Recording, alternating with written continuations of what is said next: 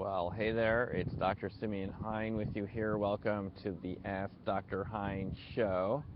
And today we want to talk a little bit about UFOs and crop circles. I know this is a subject that's dear to many of you, and I want to talk about what I know about the connection between UFOs and crop circles. It seems that if you look back in the history of crop circles, that there is a lot of connection to UFOs.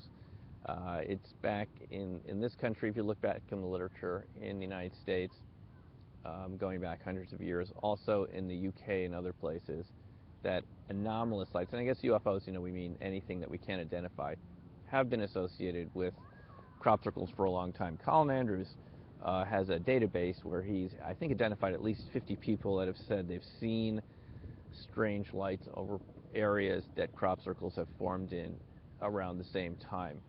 So there does seem to be a connection, and there's a really good book you can read if you can find a copy of it. I don't think it's in print anymore. It's called The Secret History of Crop Circles by Terry Wilson.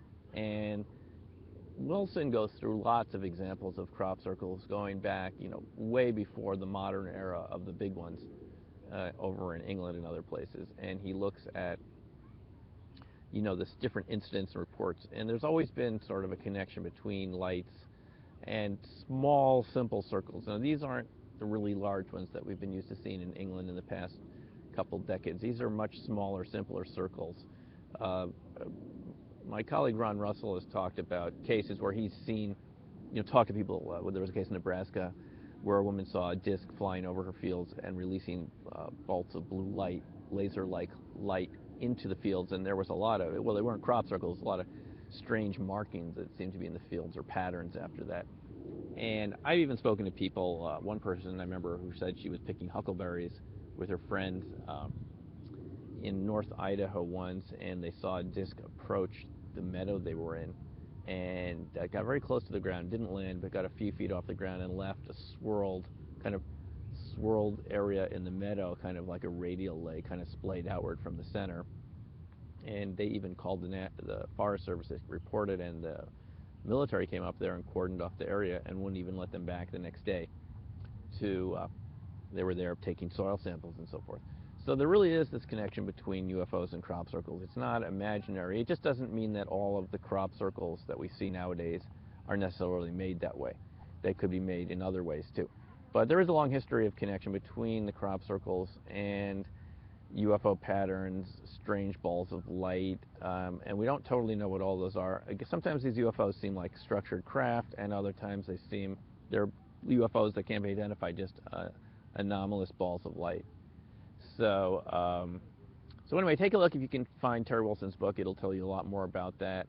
I think it's definitely a very interesting subject, and I think you will find that the smaller, simpler circles for a long time have been connected to UFO activity.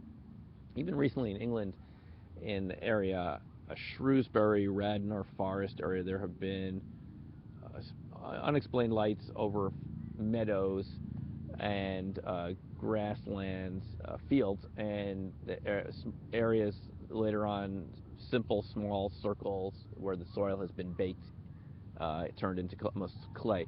It looks like it's been heated, and there's ring-like patterns in the grass. There's also some cases that have been reported in the U.S. By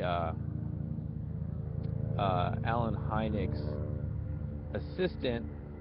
Excuse me a second while we wait for this helicopter to go by. Of cases, Ted Phillips. Yeah, Ted Phillips. Sorry. You can find some cases of him. I'm sure you can find some online. Ted Phillips, where there were cases in Delphos, Kansas, and Alberta, where they, small craft were seen, and then later, patterns in the fields and so forth. So that's another source where you can see patterns in the grass and so forth related to UFO activity. Okay, hope that helps, and we will see you in the next Ustream session. Take care. Bye.